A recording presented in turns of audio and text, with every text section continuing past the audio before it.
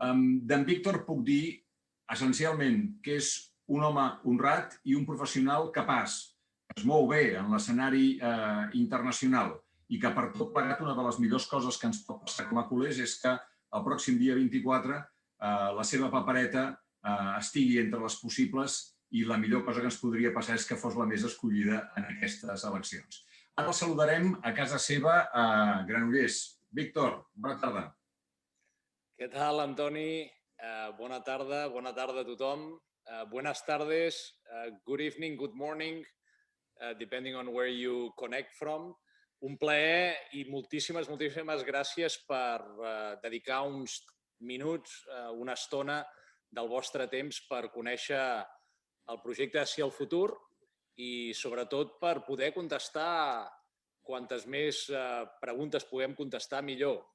No hi ha millor manera en aquest món tan boig en el que vivim que poder tenir una comunicació directa amb tots vosaltres per assegurar que podem explicar i bé tots aquells dubtes que pugueu tenir. Per tant, molt agraït.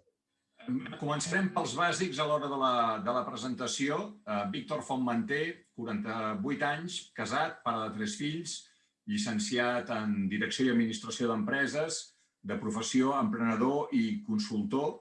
Va treballar a Clúster, on va tenir 2 caps que es deien Ferran Soriano i Marc Ingla, que van ser directius del Barça. Després va crear la seva pròpia empresa de consultoria i banca d'inversió, Delta Partners, amb seu central a Dubai, amb oficines a Barcelona, a Johannesburg, a Nova York, a San Francisco, a Singapur, i amb intencions sempre d'estar a prop del Barça, és a dir, que sempre que podia s'escapava a veure el Barça, sobretot els partits importants. Perquè tu, Víctor, on seus a l'estadi?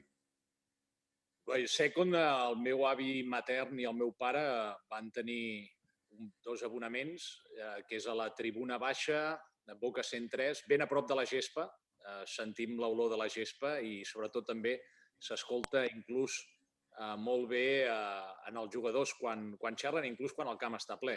Aquesta és la nostra localitat i aquests són els meus 3 fills. Crec que era el primer dia que hi anaven tots 3, no? El primer dia que el petit, el que està a la dreta, que és en Max, hi anava. Encara estàvem visquent a l'estranger i, lògicament, els nanos anaven bojos quan estàvem aquí per poder anar al camp perquè és una experiència per ells magnífica i el petit, aquest era el primer dia que venia i, per tant, va ser, sí, com bé dius, el primer dia que tots 3 hi van ser. Ho havien de veure per televisió. Escolta'm, tu havies jugat a futbol, no?, de jove i fins i tot d'una mica més gran.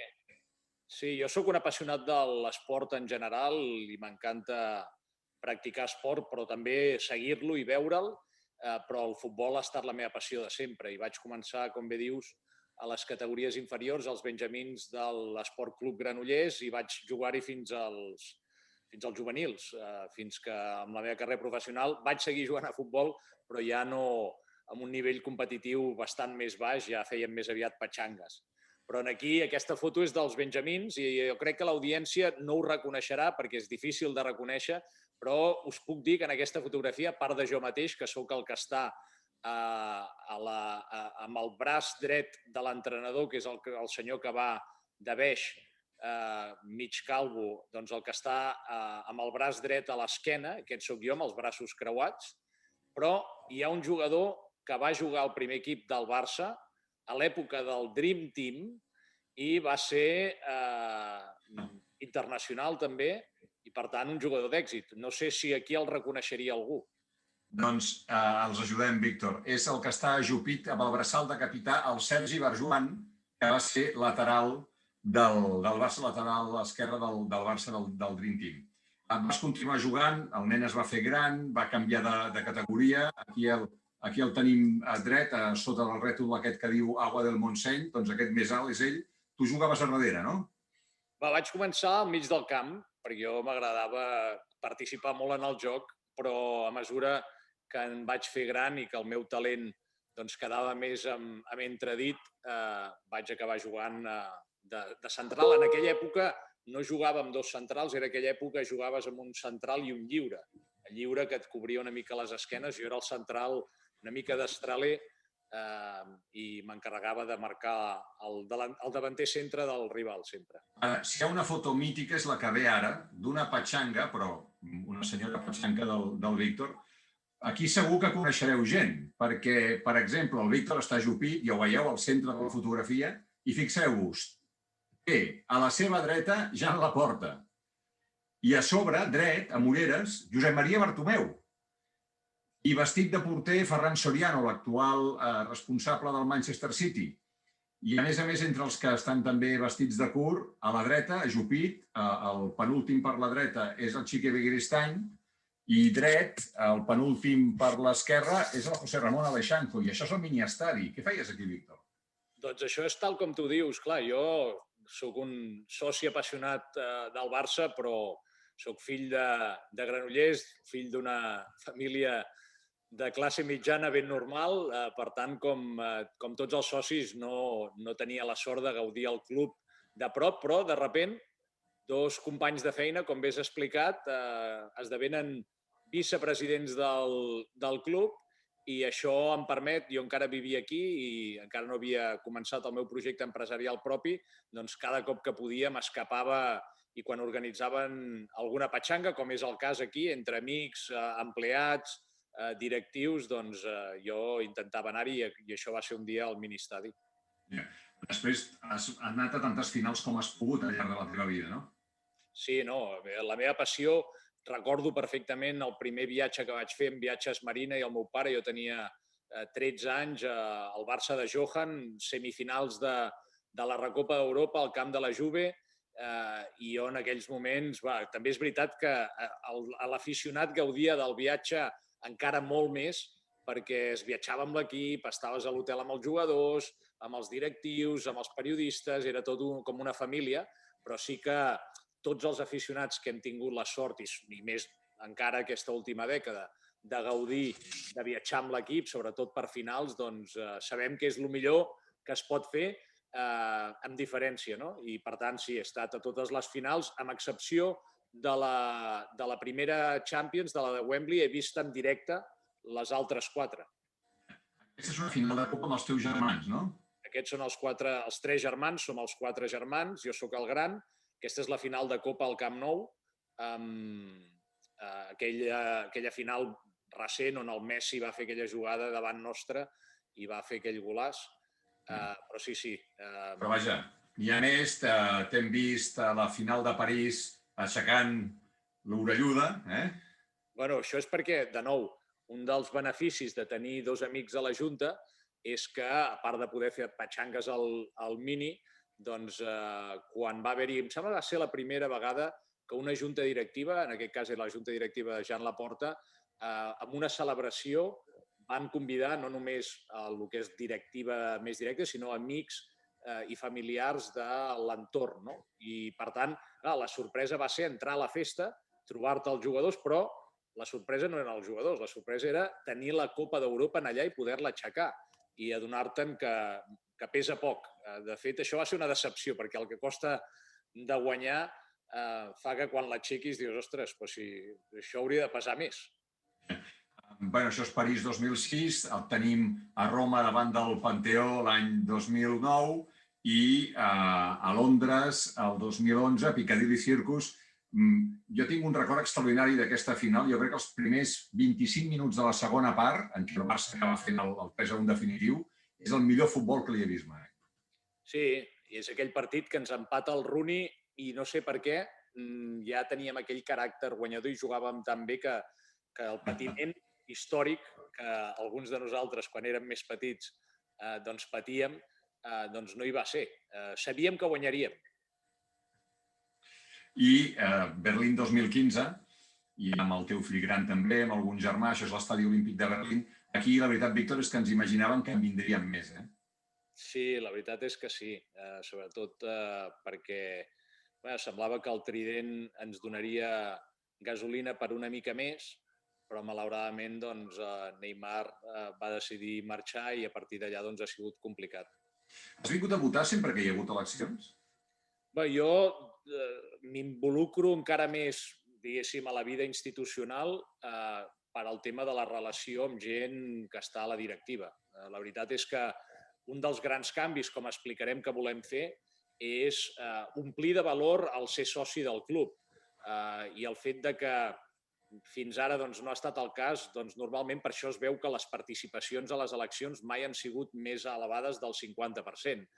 Però sí que és veritat que jo mateix, a la que hi ha dos amics que volen entrar a la junta directiva, doncs ja des del 2003 participo de la campanya, soc voluntari d'aquella campanya que guanya per sorpresa Jean Laporta i a partir de llavors, doncs sempre, tot i que a partir del 2005 vaig a viure fora i estic 15 anys visquent a l'estranger, doncs intento sempre que puc no només venir a partits, sinó també viure de la vida del club i sobretot complir amb les meves obligacions com a sòcia. I l'experiència del 2010 no va acabar molt bé.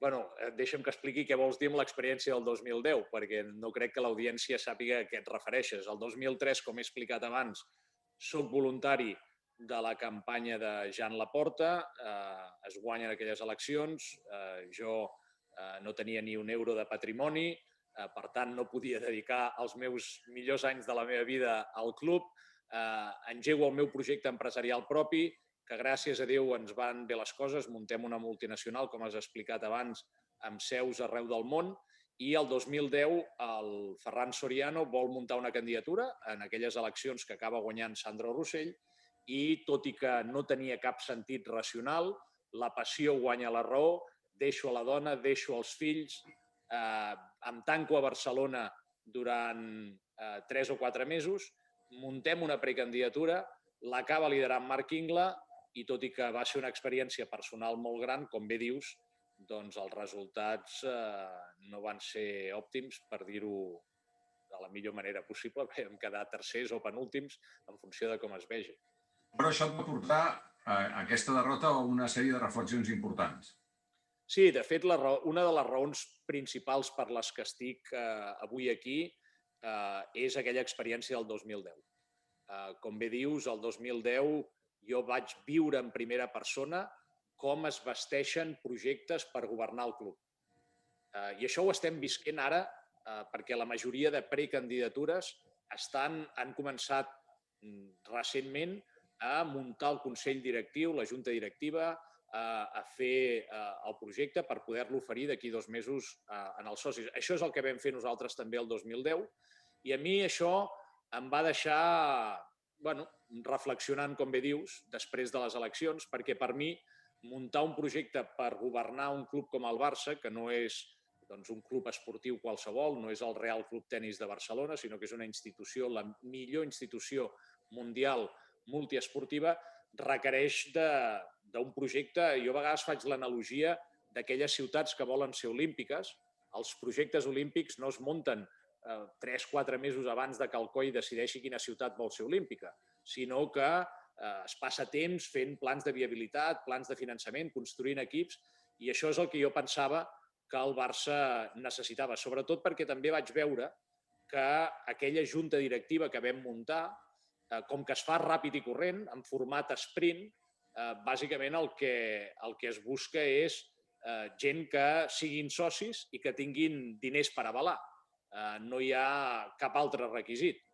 I, per tant, a mi això em va deixar fins a cert punt inclús preocupat. I va ser després, ho explicaves al començament també de l'exposició, que cap al 2013 jo vaig fer una reflexió de dir, ostres, jo crec que a mig termini el Barça, tot i que ens estan anant molt bé les coses, el 2013 ja estàvem en aquest cicle guanyador espectacular, jo penso que això hi haurà un moment que no només hi haurà un final de cicle, sinó que al final de cicle s'hi afegiran altres factors externs que provocaran, com deies tu abans, la tempesta perfecta.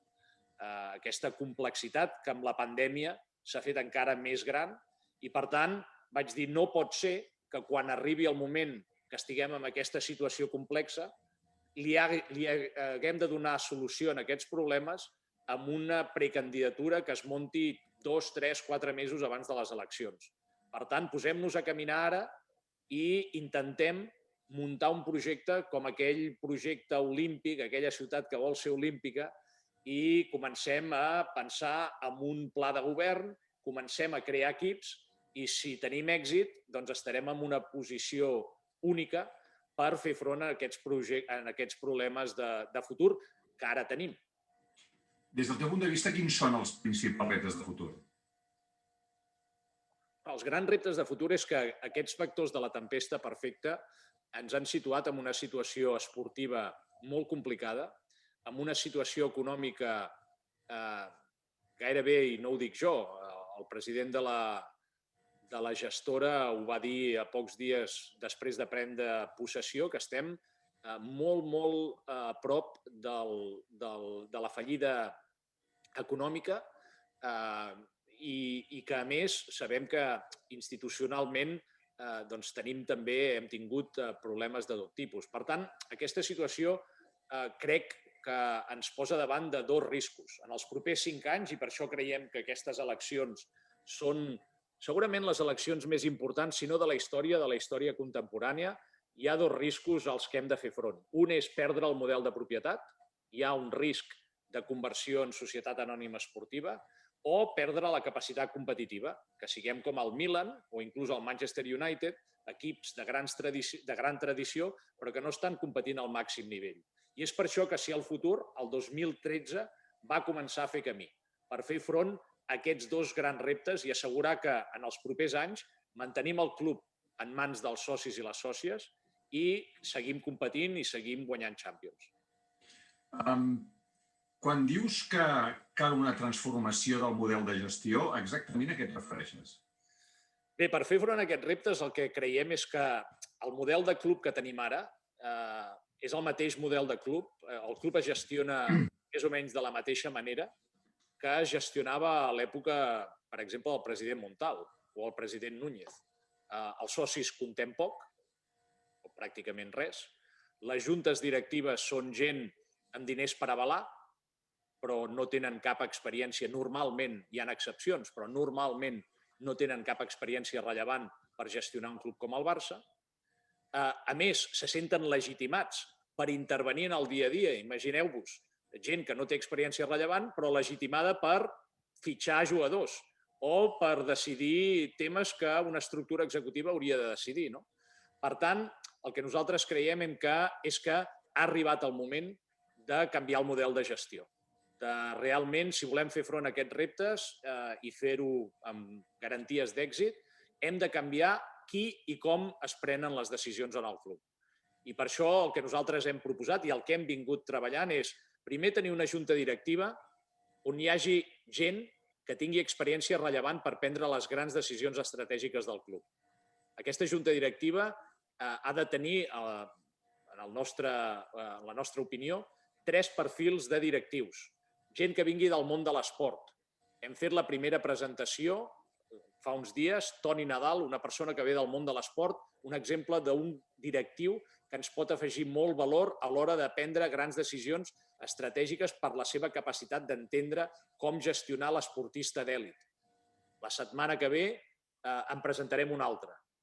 Després necessitem consellers que tinguin experiència en el món de l'empresa, però no en qualsevol sector d'activitat. El que és important és tenir consellers que vinguin del món de la tecnologia, de l'e-commerce, del món del contingut audiovisual, aquells sectors on el Barça s'ha de jugar al futur des d'un punt de vista econòmic i empresarial. I després volem un tercer grup de directius que sigui gent que tingui experiència institucional, que ens pugui ajudar a restablir relacions i a tenir el poder necessari a les federacions, FIFA, UEFA, però també tenir bona relació amb les administracions públiques. I després que aquesta junta directiva sàpiga, com he dit abans, que només pot prendre les grans decisions estratègiques i no intervenir en el dia a dia. Això ens permetrà poder tenir el millor conseller delegat, el millor CEO, el millor director general possible, tenir una estructura executiva molt potent, que seran, tant en la part esportiva com en la part empresarial i en la part social, els responsables de dirigir la institució en el dia a dia. I per últim, en aquesta, diguéssim, revolució del model de governança, el que també volem és posar el soci en el bell mig de la institució. El que deia abans, els socis han de ser les persones que siguin tractats com a propietaris. I fins ara només se'ns demana opinió quan hi ha eleccions presidencials. Doncs no, el que nosaltres volem és implantar un model modern, innovador, de participació, de manera que tots els socis i sòcies coneguin quina és la realitat del club a través d'exercicis de transparència i de comunicació, com el que estem fent avui. Això ens agradaria fer-ho si governem amb socis i sòcies de forma regular, poder escoltar el soci a la sòcia sobre inquietuds que hi pugui haver, però també demanar-los opinió en temes rellevants i inclús que siguin els socis els qui prenguin les decisions en tots aquells temes que afecten a la simbologia del club.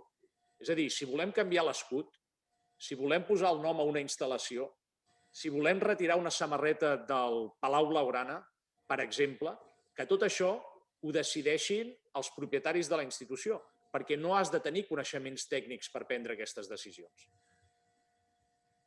A part d'aquesta qüestió, ja estem rebent moltes preguntes de la situació econòmica, ja hi entrarem en detall, però quina transformació creus que has d'impulsar per aconseguir uns millors resultats econòmics? Bé, la situació econòmica, com he dit, és una situació crítica. Estem davant d'una possible o d'un risc de fallida econòmica i d'un possible concurs d'acreedors.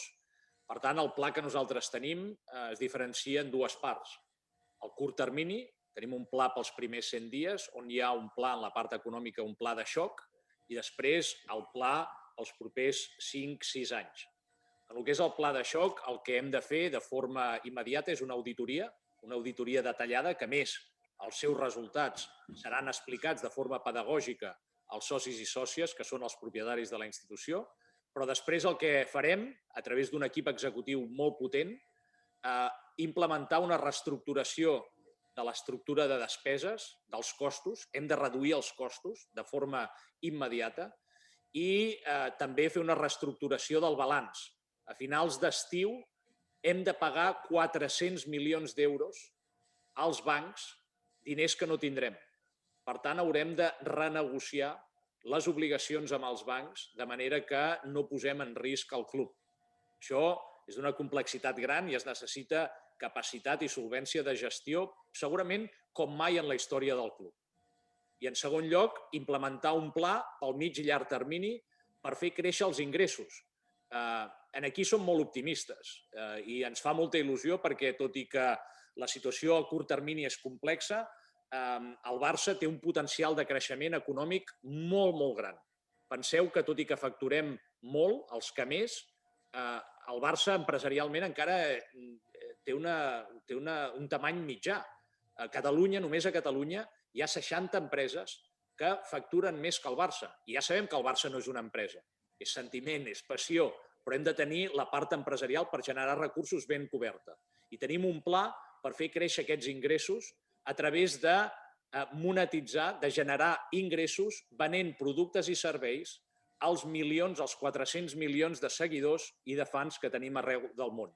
Tenim un pla que està estructurat en 3 grans àrees: l'àrea de continguts audiovisuals, l'àrea de merchandising i d'e-commerce i l'àrea de gaming i esports, i després una quarta àrea d'innovació que ens permetrà fer front a aquesta revolució que és imprescindible per mantenir el club en mans dels socis i per seguir competint al màxim nivell.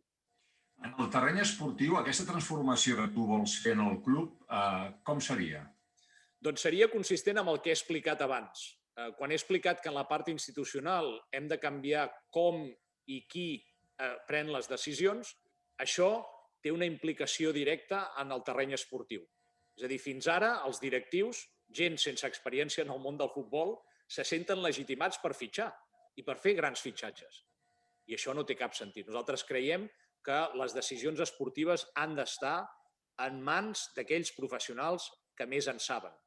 I, per tant, el que nosaltres hem fet, tant pel futbol com pel bàsquet, el handball, el futbol sala, l'hoquei i les seccions no professionals, és, primer, pensar quina idea de joc volem per cada esport, després, crear una estructura, un organigrama de dalt a baix per poder executar i garantir, preservar, reforçar aquesta idea de joc que vulguem impulsar, i anar a buscar els millors professionals que ens puguin executar aquesta idea.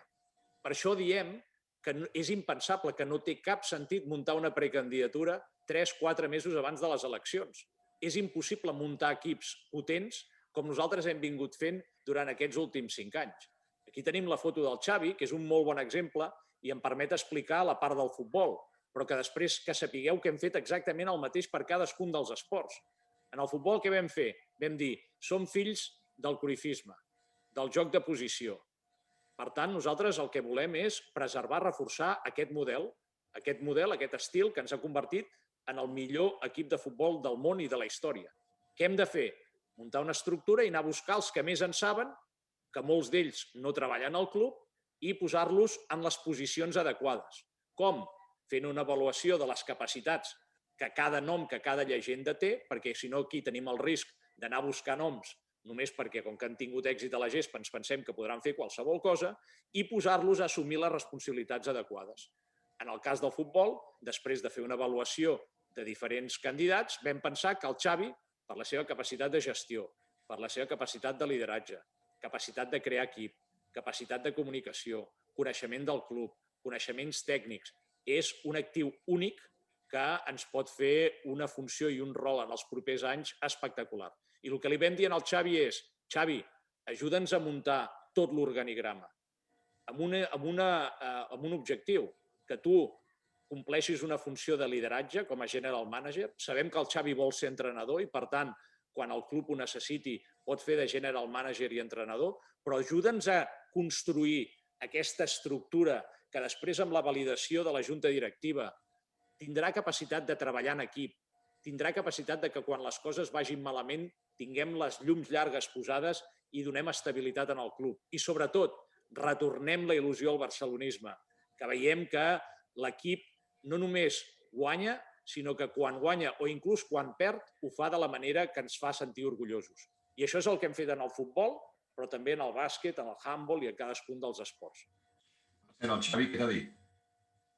El Xavi encantat, perquè comparteix la idea, comparteix la visió i, com he dit, com que vam establir una relació que va anar més enllà de l'interès pel projecte Barça, es va convertir en una relació personal, doncs hi ha hagut moltíssima sintonia, també en el terreny personal, que penso que és molt important per donar estabilitat a tota la institució, i hem treballat plegats, nosaltres aportant idees, la gent professional que tenim amb coneixements del món del futbol, però també escoltant-lo, de manera que hem creat un equip que creiem que estarà molt cohesionat i que ens ajudarà a fer front a aquests reptes de futur i fer la transició del post-Messi de forma exitosa.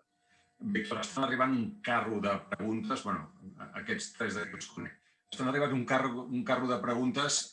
No sé si vols explicar alguna cosa més o comencem ja a contestar-les. M'agradaria fer un apunt que, tot i que és el darrer que faig, per nosaltres és molt important i molt estratègic, perquè creiem que un cop puguem donar tots els detalls, i avui no els donaré tots perquè encara no ho hem fet públic, ens permetrà d'alguna manera fer una mica inclús una redefinició del més que un club i fer que siguem un altre cop molt diferencials per com fem les coses i quines coses fem.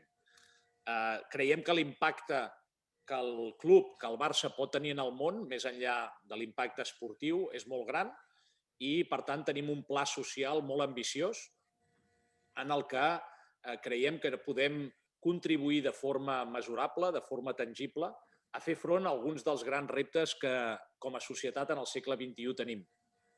Hem agafat la bandera de l'educació. Per què l'educació? Perquè és un dels 17 grans reptes que les Nacions Unides identifica. Hi ha problemes, lògicament, amb molts infants i a gent jove i a gent no tan jove que són analfabets o que no tenen accés a tots els sistemes educatius per poder tenir igualtat d'oportunitats. I un club com el Barça, que forma esportistes però també forma persones, creiem que pot agafar aquesta bandera de forma molt única. I és en aquest pla, que és molt ambiciós, on hi entra aquesta idea que s'ha fet pública aquesta setmana de, a través d'un soci estratègic, poder, durant el nostre mandat, no serà de forma immediata, però durant els propers 6 anys, poder tornar a portar UNICEF a la samarreta. no és un brindis al sol, no és una promesa en fals, és part d'un pla dissenyat, és part d'un pla ambiciós en l'àmbit social on volem convertir-nos en una referència en el món educatiu. Doncs mira, comencem per aquí, Víctor, perquè en Joan Massana, en Quim, l'Eduard pregunten, i pregunten en català, quant de temps trigaràs per aixecar tot això i fins i tot fan una repassada a les macro xifres de la situació preocupant econòmica del Barça, però també hi ha la mateixa pregunta o molt semblant en anglès i per tant et demanaria que comencéssim ja a contestar tan concisament com sigui possible, si pot ser en aquests dos idiomes.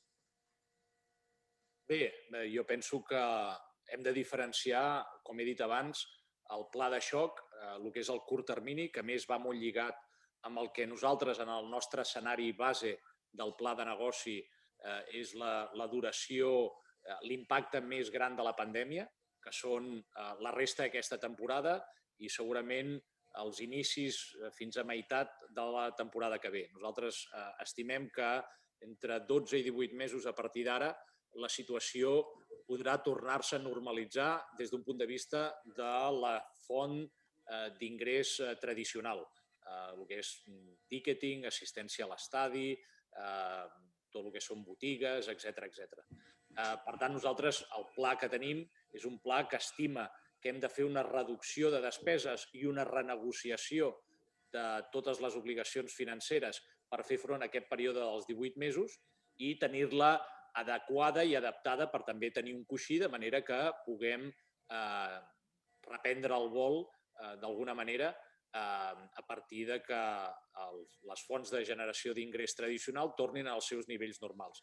Des del primer moment, les llavors que cal plantar, algunes d'elles ja estan plantades, però que cal cultivar millor per fer créixer o fer realitat aquestes línies de negoci, aquests ingressos addicionals als que he fet referència abans, doncs des del primer moment. I nosaltres estimem que durant el mandat tindrem capacitat de tornar al creixement, de tornar a generar accés de recursos, de poder fer front a l'espai Barça, que no ho he explicat perquè tampoc m'ho he preguntat, tot i que segur que és... Hi ha preguntes de l'espai Barça, com pots imaginar.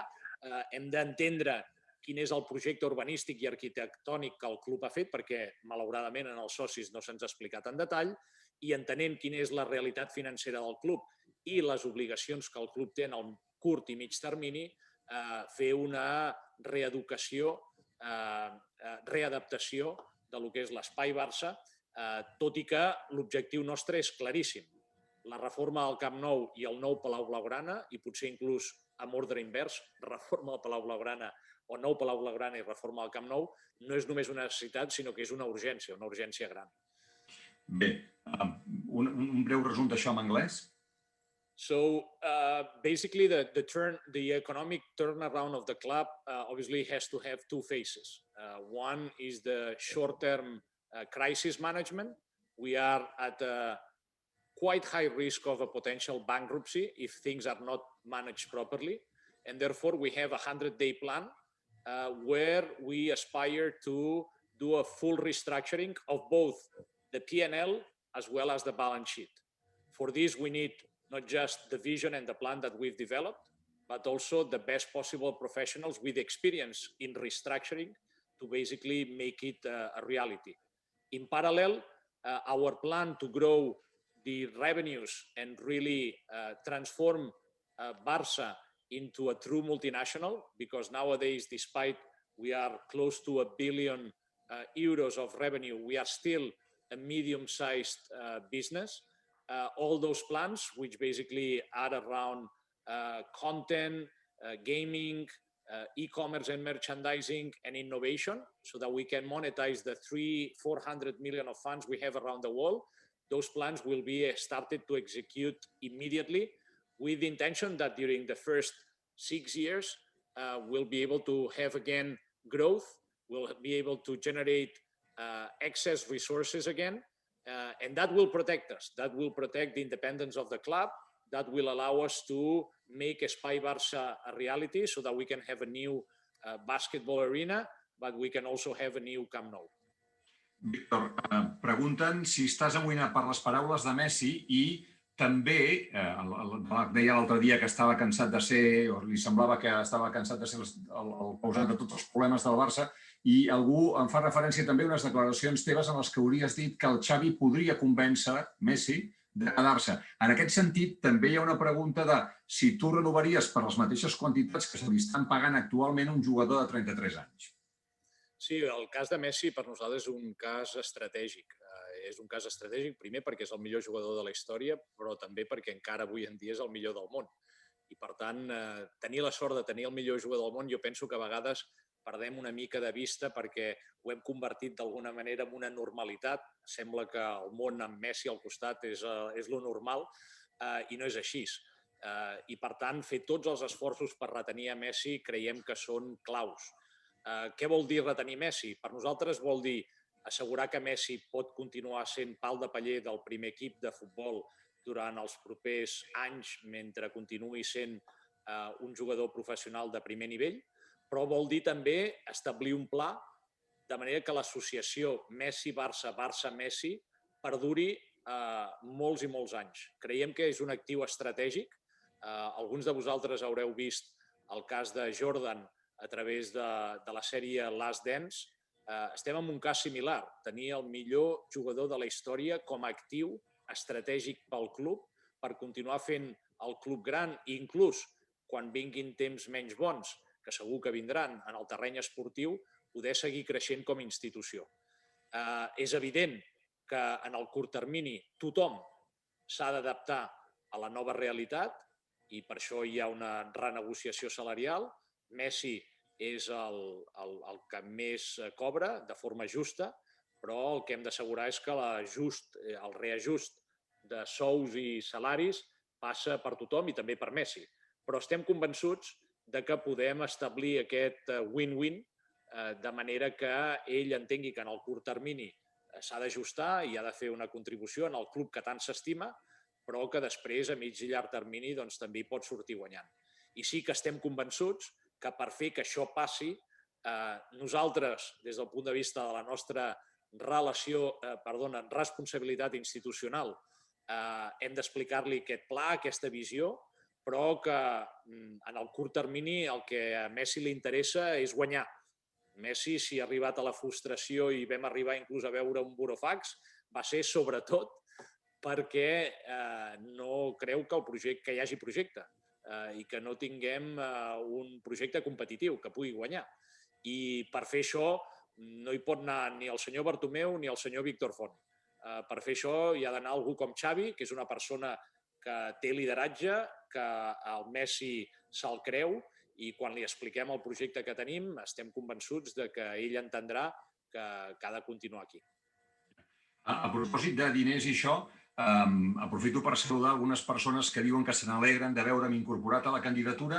En Xavi diu, respecto a Toni Nadal y Antoni Bassas, ¿me podrían decir la duración del contrato y el sueldo por temporada de estas personas que formarán parte del organigrama?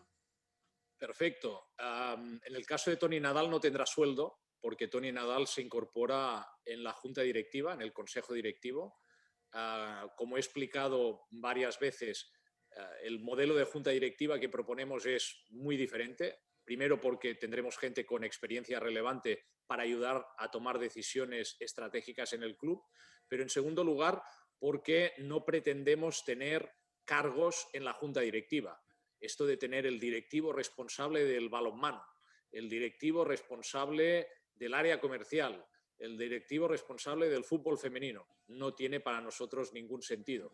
Lo que tienes que tener es gente que ayuden a tomar las grandes decisiones, pero que luego toda la actividad del día a día esté delegada en el equipo ejecutivo. Equipo ejecutivo en el que sí que estará el señor Antoni Bassas para, si tenemos lógicamente el honor de gobernar, para alegría de todo el barcelonismo, porque con independencia de si al futuro y del proyecto que yo lidero, que el Barça pudiera contar con el talento de un profesional como Antoni Bassas, yo creo que es una noticia mejor que buena. Y por lo tanto será un honor que si tenemos la confianza de la mayoría de los socios Antoni Bassas pueda acoger el gabinete de presidencia. Le daríamos también responsabilidades en áreas donde por su talento profesional y experiencia puede cumplir una labor muy buena, por ejemplo, en áreas de comunicación o en la organización del 125 aniversario que, si Dios quiere, pues llegará en 3 años, en 4 años. 24, sí. 24. Y el sueldo del señor Bassas lo explicaremos porque tendremos y nos comprometemos aquí a hacer un ejercicio de transparencia de manera que los propietarios de la institución conozcan a los principales ejecutivos qué tipo de remuneración tienen, pero no lo podemos anticipar porque ni el señor Bassas ni yo mismo lo sabemos. Primero porque primero tenemos que entender cuál es la realidad en la que está el club y hasta qué punto seremos capaces de pagar qué a quién, porque la situación es compleja y por lo tanto lo que nos mueve es servir al club y luego, lógicamente, que cada uno sea compensado de forma justa. Yo, por la parte que me toca, porque esta es una sesión para preguntar a Víctor, pero por la parte que me toca. Afortunadamente, yo no voy al Barça a buscar trabajo. Digo, afortunadamente, tengo trabajo. No voy a buscar notoriedad. Mi ejercicio profesional en casi 40 años me ha dado una notoriedad profesional, al menos en Cataluña, de manera que evidentemente voy a hacer un trabajo por el que recibiré un salario, pero mi principal motivo para estar aquí es porque la primera vez que me llevaron al Camp Nou era tan pequeño que ni me acuerdo. Y el primer partido del que tengo memoria entero fue en 1970, hace 50 años. Yo tenía 8 años entonces. He hecho el programa del centenario del Barça en TV3. He estado 14 años siguiendo todos los partidos del Barça con las transmisiones de Joaquim María Puyol. Escribí un libro a propósito de ello. Os contaría hasta las 4 de la madrugada anécdotas de conversaciones con Cruyff o con Reixac o con Núñez. Es decir, el Barça ha atravesado toda mi vida.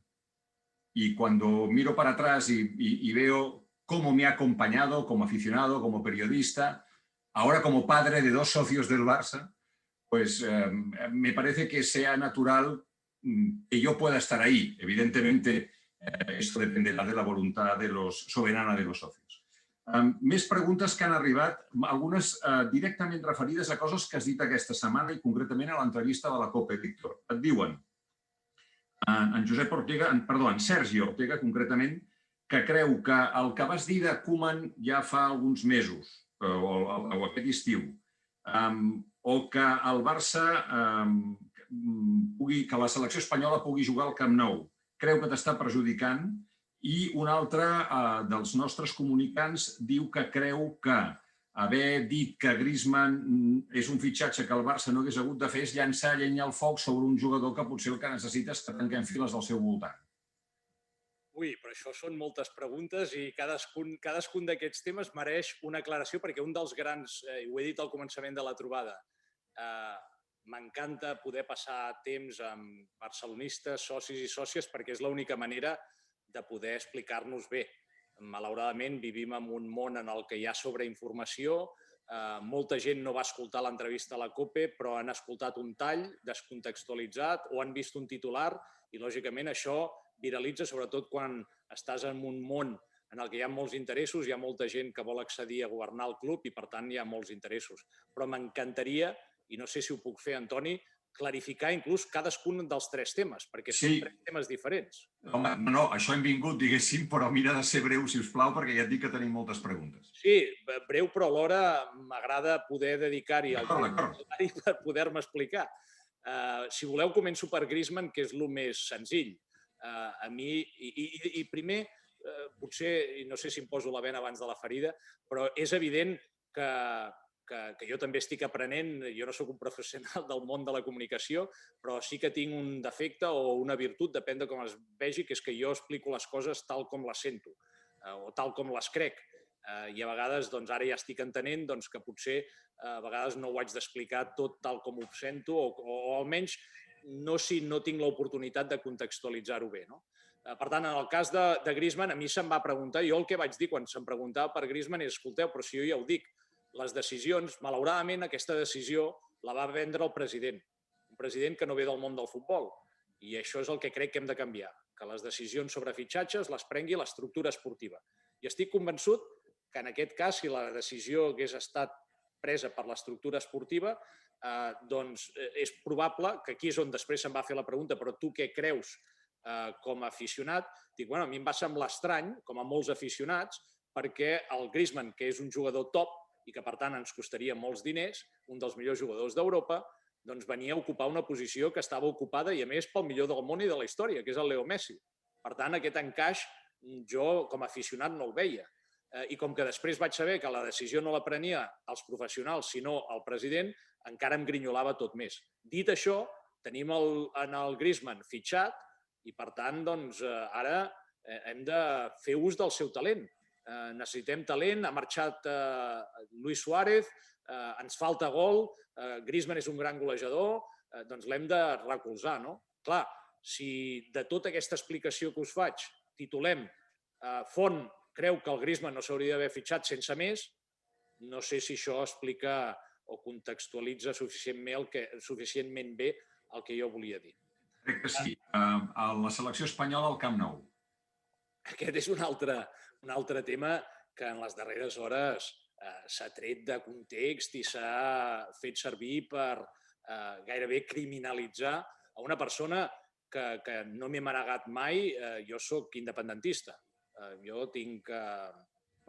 Cadascú pensa com pensa. No crec que això sigui important per governar el club, però com que jo no m'amago de res, quan se m'ha preguntat jo ho he dit. I per tant ja us podeu imaginar quin sentiment tinc per tot allò que pugui fer referència a un estat que ha aplicat la repressió contra els drets nostres.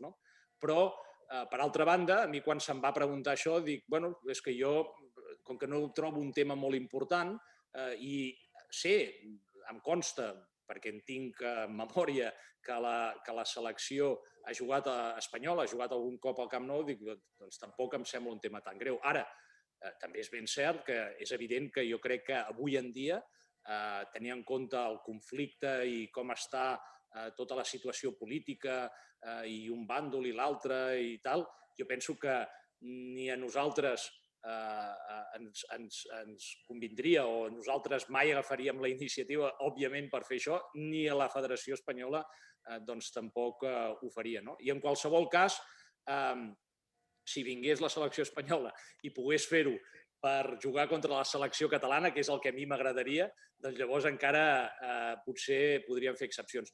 Jo crec que amb tot plegat, i en aquest cas, que de nou és un cas que afecta els sentiments de moltes persones, perquè dins del barcelonisme hi ha gent que pensa com jo, però també hi ha gent que pensa d'una altra manera, crec que aquí és quan aquesta proposta que fem, que he explicat abans, de dir, escolta'm, en temes simbòlics, en temes que afecten el sentiment, en temes on el coneixement tècnic no és important, per què no fem ús de la democràcia? Som l'únic club que és propietat de milers i milers de persones.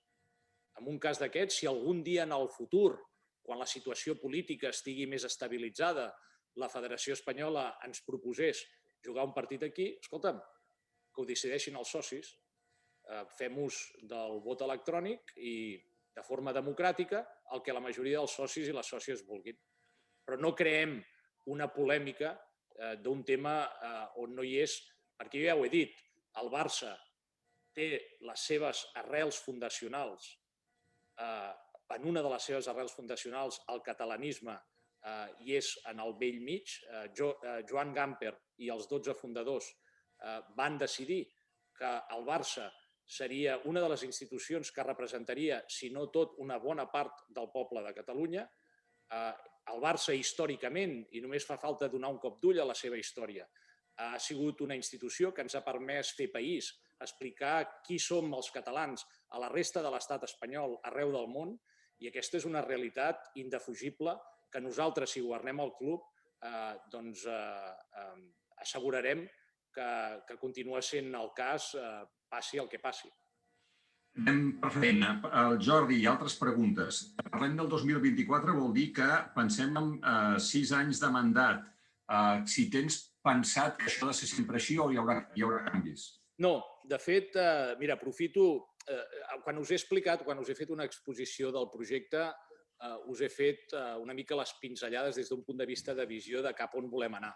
Però darrere d'això, com us he explicat, hi ha plans estratègics, plans de viabilitat molt concrets, el que és el pla d'acció de govern. Dins de l'àrea, diguéssim, de governança institucional, un d'ells és els canvis estatutaris. Tenim una reforma estatutària i tenim clar quins són els canvis que volem demanar o que volem implantar. Un d'ells és reduir els mandats de 6 a 4 anys. Durant el primer mandat volem assegurar que aquesta reforma estatutària faci que a partir d'ara els mandats tornin a ser de 4 anys. Volem canviar els requisits per ser directiu.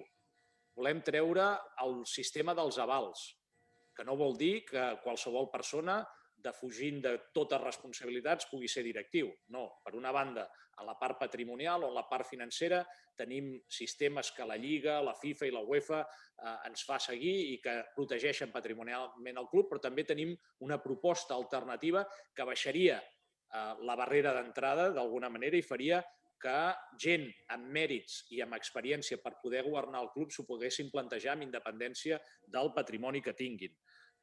També volem fer una reforma de les assemblees, de dalt a baix, de manera que siguin més representatives, més participatives i, com he explicat abans, fer que el soci estigui al bell mig de la institució. Un cop al trimestre ens comprometem a fer actes com el que estem fent avui, de manera que puguem explicar quina és la realitat que pateix el club, però sobretot també escoltar-vos, que ens pugueu fer preguntes, que pugueu fer suggerències. Això no ha passat mai a la història de la institució i creiem que és realment un canvi, una transformació que democratitza el club. Sobre las peñas hay varias preguntas, pero por ejemplo, José Luis saluda desde un pueblo de Cuenca, dice que desde hace unas temporadas los precios de las entradas van cambiando según se va acercando el partido. En su caso, además de socio, es presidente de una peña y para organizar los viajes es complicado porque hasta última hora no puedes fijar un precio del viaje para los peñistas. Además, suele subir bastante cuando ya se conoce el horario, que es cuando lo podemos organizar, porque claro, además ahora los horarios tardan bastante a saberse, ¿no? ¿Qué piensa usted al respecto? Y en general hay otras preguntas sobre qué cambios quieres introducir tú en la relación de las peñas con el club.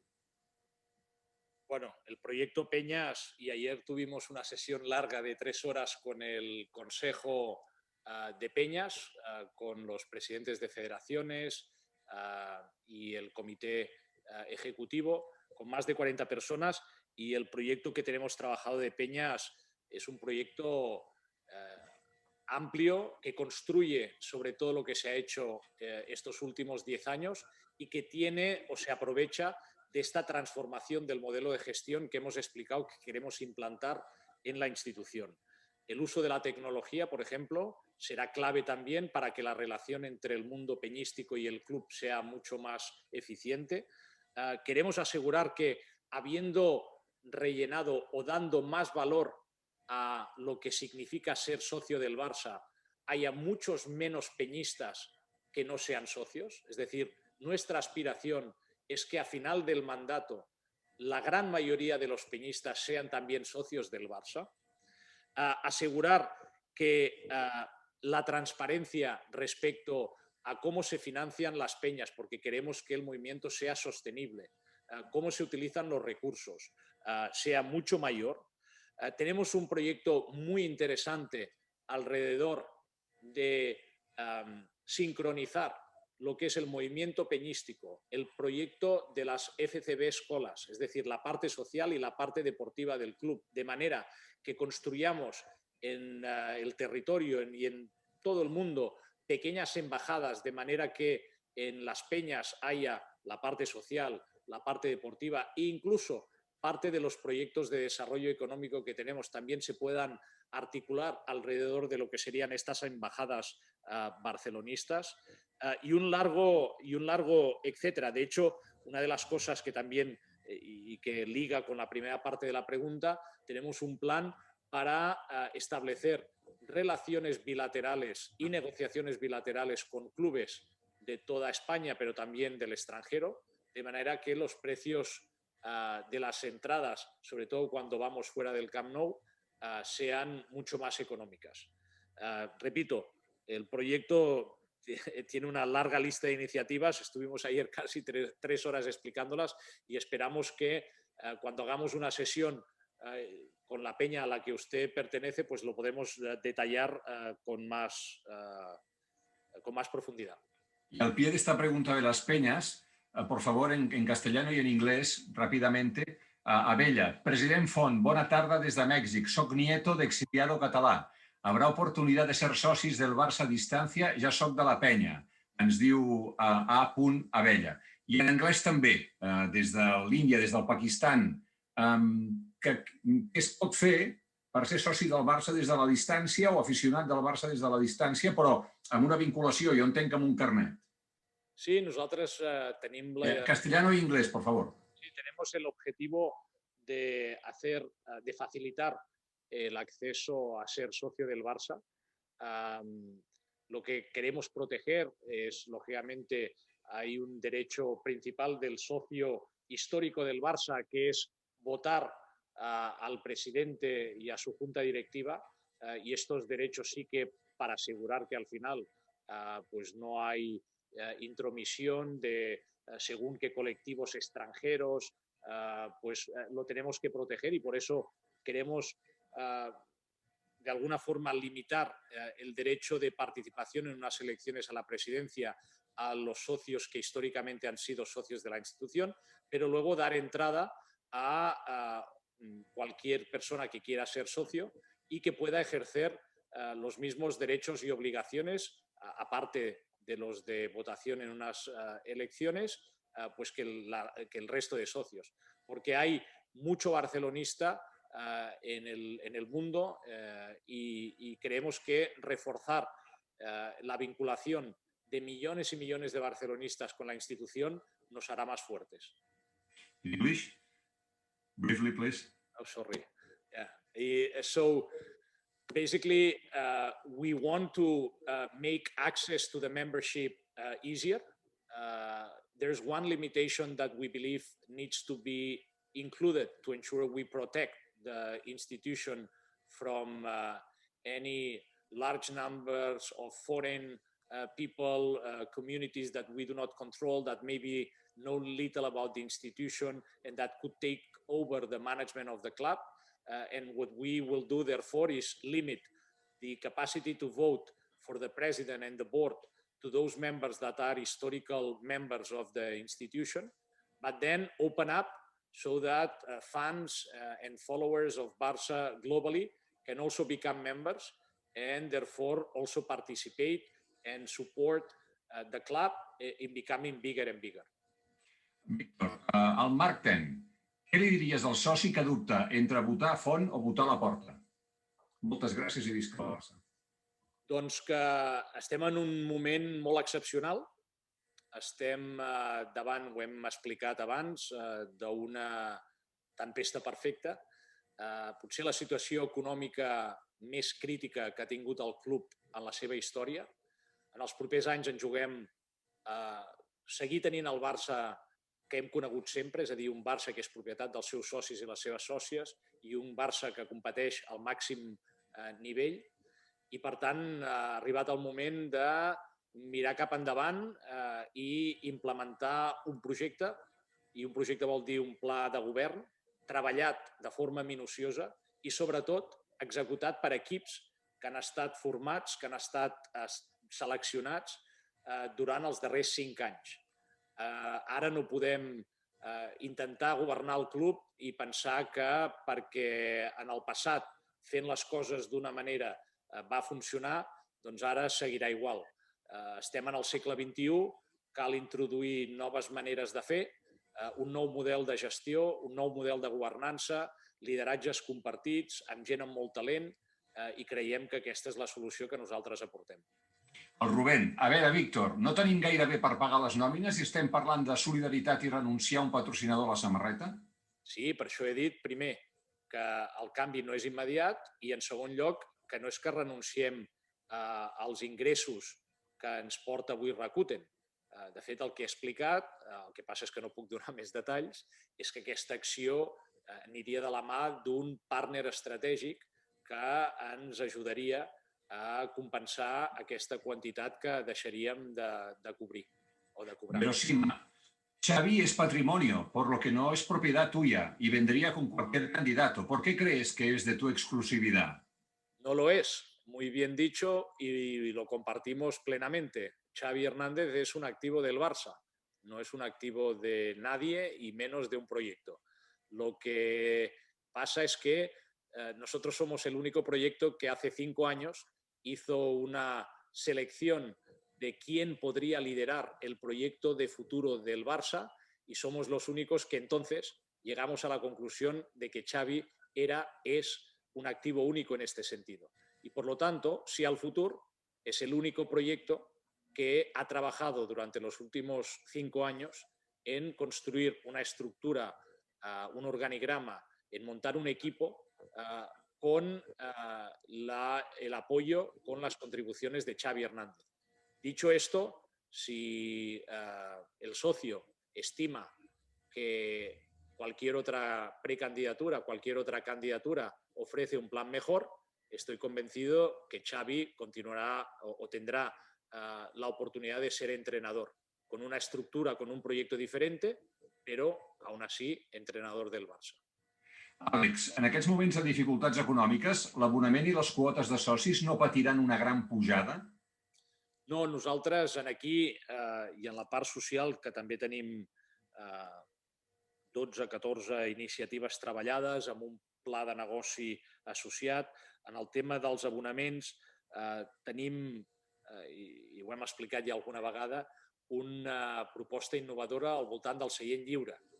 Nosaltres el que no ens ha agradat molt en els darrers temps és que per la necessitat imperiosa de generar més ingressos, el club, un cop ha cobrat els nostres abonaments, ens anima, gairebé ens suplica, que alliberem el seient, perquè així es pot cobrar més. Nosaltres tenim un pla per, primer, un compromís de mantenir el nivell dels abonaments mitjos on està ara, és a dir, els més competitius del món del futbol, però incentivar a tots aquells socis abonats que vagin més al camp, de manera que inclús tinguin descomptes sobre el preu actual. I aquells socis abonats que no vagin mai al camp, que bàsicament hagin de pagar més diners.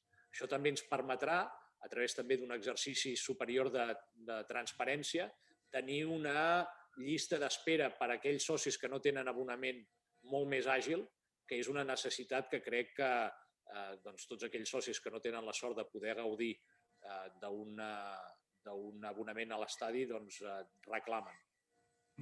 A propòsit de la generació d'ingressos, en Xavier Ginesta, des de la Universitat de Vic, et pregunta si poguessis contractar el CEO, el director general de Disney, què li demanaries, quines estratègies li demanaries que implementés pel Barça? Bàsicament les que hem treballat nosaltres, que bàsicament passen per implementar un pla per crear continguts audiovisuals exclusius que siguin suficientment atractius i, lògicament, una plataforma de distribució i acords de distribució amb altres empreses que ens permetin generar ingressos perquè hi haurà gent, hi haurà seguidors del Barça que estiguin disposats a pagar per veure aquests continguts exclusius.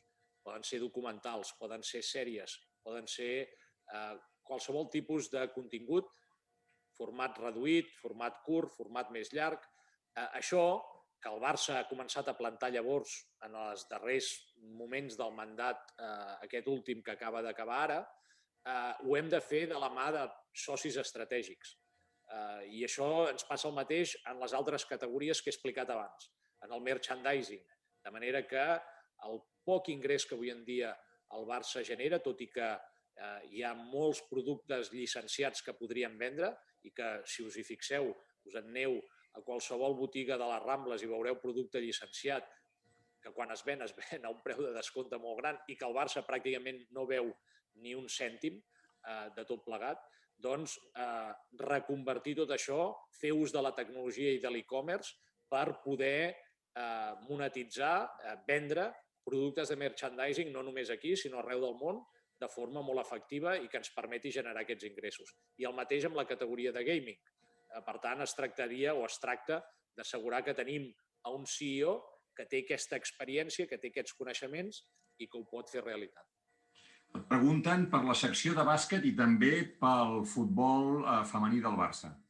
Sí, no he explicat, quan explicava la part esportiva, que un dels grans pilars de ser el futur és fer una aposta, redoblar l'aposta que s'ha fet en el club en els darrers anys per l'esport femení. En el club s'ha fet en el futbol femení, tot i així doncs no hem arribat a poder tenir el nivell de pressupost i, per tant, tenir un equip tan competitiu com l'Olímpic de Lió. Nosaltres el que volem és fer aquesta transformació econòmica perquè a mig termini, un cop fem el pla de xoc, puguem generar suficients recursos per donar més pressupost a les seccions, i el que volem fer és que l'esport femení quedi replicat a cadascuna de les seccions professionals del club, és a dir, que tinguem equip femení del bàsquet, del handball, de l'hoquei, del futbol sala, però també que tenim un pla per crear una secció nova exclusivament femenina. En cadascuna de les seccions, el pla que he explicat pel futbol el repliquem per cadascun dels esports. En el cas del bàsquet, nosaltres teníem un pla que girava al voltant de Sarunas Jasikevičius com a pla A, amb un pla B que era un altre entrenador d'elit. Havíem ja establert relació amb ells, per tant va ser una molt bona notícia que el club s'avancés i fos capaç de convèncer en els Saras perquè aquest projecte s'iniciés d'entrada. És un projecte en el que volem assegurar que, de la mateixa manera que fem en el futbol, de dalt a baix hi ha una consistència màxima. Volem els professionals que més en saben al voltant de la idea de joc que es vol impulsar treballant per la secció. Volem que la secció es gestioni gairebé com si fos un club independent. Volem que l'esport base tingui molta importància i volem que en el primer equip sempre hi hagi 2 o 3 jugadors de la Pedrera, de la Masia, que tinguin minuts. Amb un entrenador com Saras això ja està començant a passar i, per tant, anem pel bon camí. Volem tenir un grup, diguéssim, core del primer equip que siguin jugadors fidelitzats. El 70-80% de l'equip han de ser jugadors fidelitzats que tinguin, primer que coneguin el club, que sentin els colors i que tinguin una trajectòria de mig llarg recorregut, complementat després pels especialistes del moment, els millors jugadors que ens donen aquell plus de competitivitat. Tenim una estructura de scouting brutal muntada. L'escouting en el bàsquet és clau, no només a nivell nacional, sinó també a nivell internacional, etc. Víctor, justament ara que parlem de seccions i de futbol, hi ha preguntes sobre com seria l'estructura esportiva, però per entendre'ns, jo crec que podríem fer partir de la pregunta del Bern, que diu, serà una mena de Bayern de Munic? És a dir, tindrem l'estructura del Bayern de Munic? Bé, és diferent del Bayern de Munic perquè nosaltres som el Barça i no el Bayern de Munic. La semblança amb el Bayern de Munic és que les decisions esportives estan en mans de professionals del món del futbol. I això és un gran canvi perquè mai a la història això ha estat així en el club i nosaltres tenim la voluntat de fer-ho. L'estructura esportiva que nosaltres tenim, hi ha un general manager que quan sigui necessari pot fer també d'entrenador o qualsevol altra funció, que és el Xavi Hernández. Hi ha una direcció esportiva molt potent que el complementarà. Imagineu-vos una mica l'associació Chiqui-Pep, on en teoria el Chiqui és el jefe del Pep, però al final la realitat és que totes les decisions s'han de prendre en consens. Volem replicar això.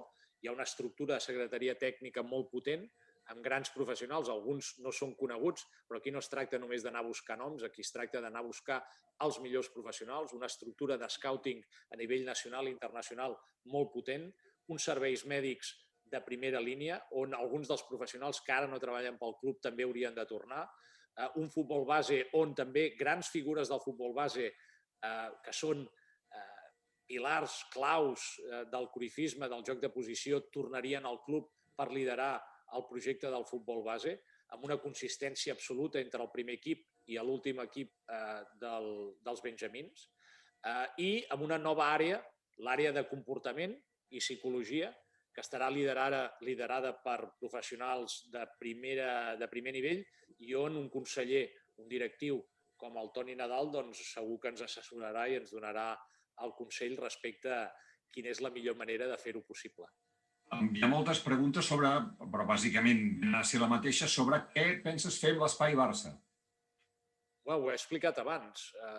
Primer, que vagi per davant de tota explicació que la voluntat de govern nostra és que el nou Camp Nou i el nou Palau Blaugrana siguin una realitat el més aviat possible.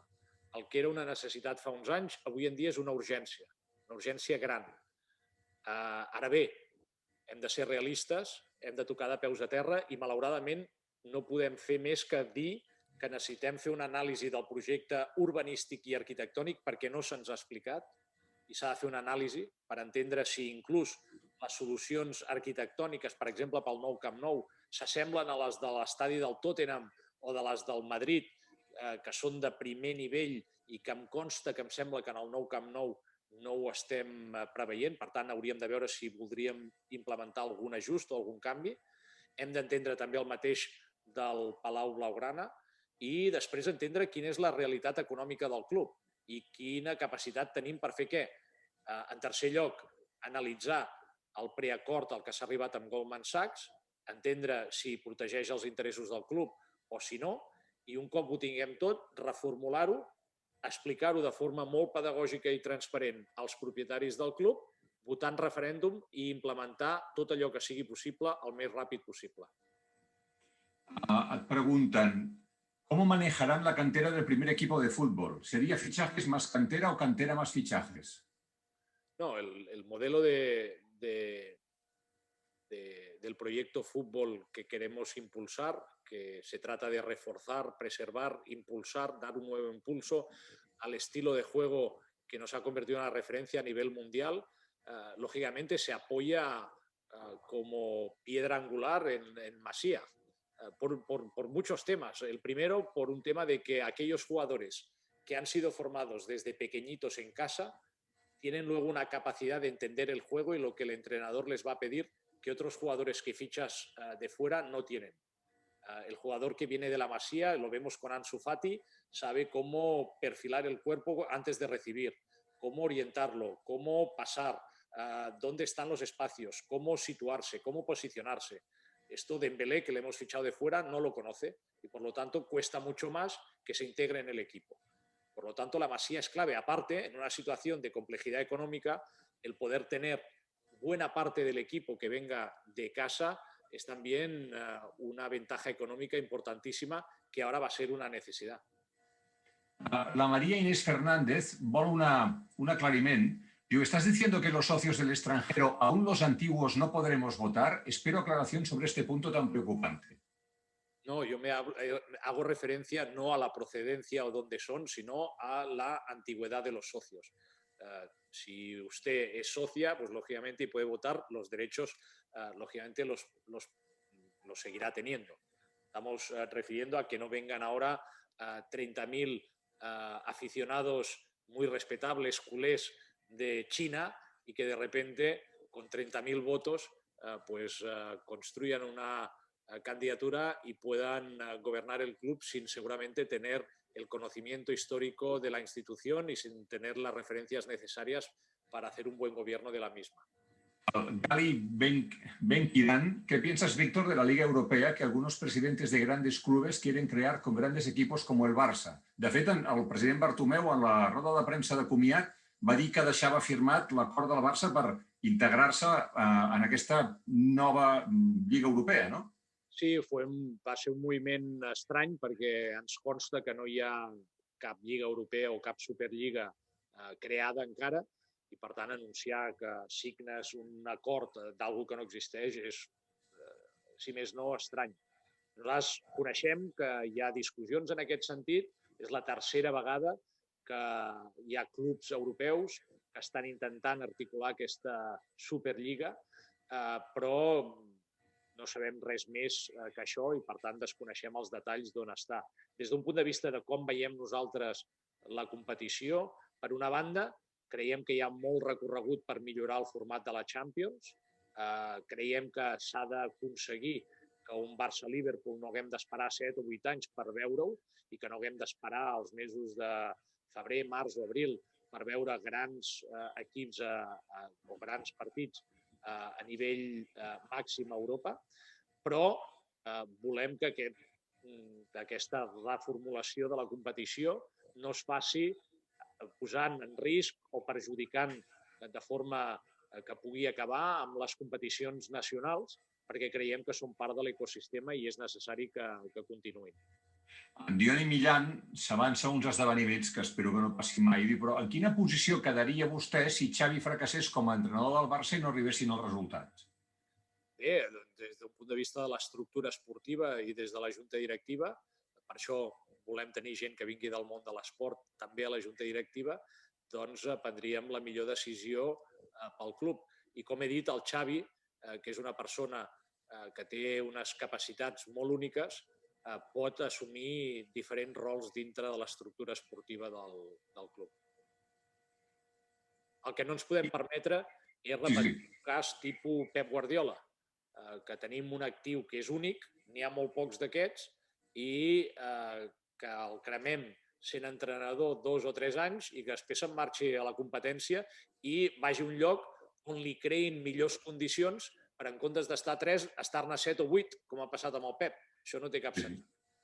Renovar, a més, pel City. Et preguntan cómo vas a incorporar a Jordi Cruyff en tu proyecto y qué plaza tendría en el organigrama deportivo. Esto ya lo explicaremos en las próximas semanas, explicaremos el proyecto deportivo, explicaremos el organigrama en detalle. Hasta ahora vamos explicando poco a poco, he explicado cómo visualizamos el proyecto deportivo y qué estructura habría en genérico, pero nombres, vamos a dar más nombres en el futuro próximo. Observo, perquè estic fent, mentre t'escolto i ordeno les preguntes, faig una repassada visual a tot el que arriba al xat. En relació a Messi, hi ha gent molt amoïnada perquè se'n vagi, i en el sentit que no voldria que això passés, però també hi ha que diu que o ja no té capacitat de rendir com abans o entra dintre del grup de jugadors de més de 30 anys que, donades les circumstàncies econòmiques i esportives, haurien de tenir un tractament diferent i fins i tot no ser renovats. M'agradaria que tornessis sobre això, sisplau. Això repetiré el mateix que ja he explicat. Primera, la valoració respecte a la capacitat competitiva del Messi, de nou, ha de recaure en l'estructura esportiva. I el Xavi creu que retenir Messi és fonamental. Jo, com a aficionat i com a culer, penso el mateix. Estic molt d'acord que Messi continua sent el millor i, per tant, és imprescindible retenir-lo. I ha explicat des d'un punt de vista econòmic quina és l'adequació que tots hem de tenir en el curt termini i també la importància, la rellevància d'establir aquesta aliança Messi-Barça, Barça-Messi pel futur més enllà del dia que es retiri. Molt bé. Mentre acabo d'ordenar, perquè jo crec que el principal està preguntat, vols insistir en algun missatge, Víctor? No, bueno, abans d'acabar sí que passaré un missatge, però voldria assegurar que, sobretot, ja que tenim l'oportunitat d'aclarir, de repreguntar, el del Koeman, o sigui, de la selecció, el Griezmann i el Koeman, no sé si he explicat el del Koeman. Potser no del tot, doncs endavant. Amb l'explicació que he fet de l'estructura esportiva jo penso que queda contestat. El meu error en aquella pregunta que em van fer va ser contestar directament que nosaltres, el que jo vaig contestar amb les paraules equivocades, venia a ser nosaltres tenim aquest projecte esportiu treballat, aquest organigrama. Aquí no es tracta d'agafar un entrenador o un altre sense més, les peces totes elles han d'encaixar i, per tant, volem implementar el projecte que tenim treballat. Ara bé, i això ho vaig parlar amb el Xavi el dia després, si Koeman està fent una bona feina, cosa que ara està fent i que li hem d'agrair molt el que hagi agafat aquesta responsabilitat en un moment molt complicat per l'equip, doncs l'estructura que Xavi lideraria li donaria continuïtat. Pregunten també per García Pimienta, si li veus un paper a les estructures esportives. Com dic, noms més enllà dels que ja han sortit, quan expliquem l'estructura i l'organigrama en concret, doncs ensenyarem noms. Molt bé, Víctor, doncs potser sí que és el moment de passar un missatge final. Sí, aviam, agrair-vos de nou, agradeceros muchísimo la presencia. Como digo, este es el reto más importante que tenemos actualmente, es poder llegar a todos los socios, socias barcelonistas para explicar qué es lo que tenemos trabajado, por qué tenemos una solución a esta situación tan compleja que el club tiene. ¿Qué tenemos pensado para asegurar que mantenemos el club en propiedad de los socios y seguimos compitiendo? Y por lo tanto, aparte de agradeceros vuestra presencia, también deciros que este proyecto solo llega a buen puerto si aseguramos que no és el projecte de Víctor Font. Perquè aquest projecte arribi on ha d'arribar i tingui èxit i tingui la confiança dels socis, hem de fer que molta gent, molts de vosaltres, us feu el projecte com a propi, que sigui també el vostre projecte i que feu d'ambaixadors d'aquest projecte a tots aquells socis i sòcies que conegueu, que tota aquesta explicació que fem de coses que es treuen de context i que generen controvèrsia ens ajudeu a explicar-ho. I jo crec que si això ho aconseguim, si això acaba sent el projecte de molts i molts barcelonistes, segur que arribarà a bon port. Per tant, us podeu registrar, si no ho heu fet, que suposo que ara ja sí, a la nostra web, acialfutur.cat. Rebreu informació, sobretot ara que hi haurà moltes novetats de què passa en el projecte, de què passa a la candidatura i sobretot tots aquells que vulgueu ajudar, que vulgueu compartir esforços, que vulgueu col·laborar a fer que aquest projecte arribi a bon port. Necessitarem voluntaris en els propers dies i, per tant, us agrairem moltíssim que us feu el projecte vostre, com he dit, i que ajudeu a que, si el futur arribi a governar. Víctor, no hi ha com dir que plegues perquè apareguin alguna pregunta. I aleshores em diuen que ja han pres nota de que vols fer les seccions femenines fent companyia a les masculines, que penses mantenir el nivell del futbol femení, però pregunten quantes dones hi haurà a la teva candidatura. Això, en la junta directiva, jo crec que com a mínim tindrem diverses dones. Tindrem més que mai n'hi ha hagut a cap junta directiva. I et pregunta també un soci per la llista d'espera, per la llista d'espera de seient, diguéssim. És el que he explicat abans, en el model aquest innovador, creatiu, de tornar el soci al camp, de no alliberis, vine al camp perquè l'ambient serà millor, perquè tornarem a retrobar els companys de cadira que hem tingut tota la vida. Doncs això ens permetrà, com he dit abans, tenir segurament una rotació més gran en els abonaments perquè tindrem molt identificats aquells socis i sòcies que mai van al camp i que haurien de segurament cedir espai a aquells socis que estan en llista d'espera i tot això acompanyat d'un exercici de transparència que ara crec que és millorable. Futbol sala, pots especificar alguna cosa més? Nom com a director general del futbol sala? No podem donar més noms, ja els anirem donant, però que sapigueu que en cadascun dels esports hi ha idea de joc, responsables, organigrama muntat de dalt a baix, professionals que saben sobre la idea de joc que volem impulsar i una estructura molt similar per cadascun d'ells. Això, la feinada que hi ha darrere de construir tots aquests equips, no hi haurà cap altra candidatura ni precandidatura que tindrà res. Penseu que hi ha candidatures que estan ara encara decidint si es presentaran o no. Molt bé, doncs ho deixarem aquí. Moltes gràcies, Víctor. Moltes gràcies a tots els que heu participat aquesta tarda en aquesta sessió. Gracias a todos por su participación, especialmente a aquellos que nos siguen desde muy lejos. Thank you very much for being here, especially those who live in another time, and this is a difficult hour in the day to be here. So thank you very much. Gràcies a tots i visca el Barça. Visca el Barça i visca Catalunya.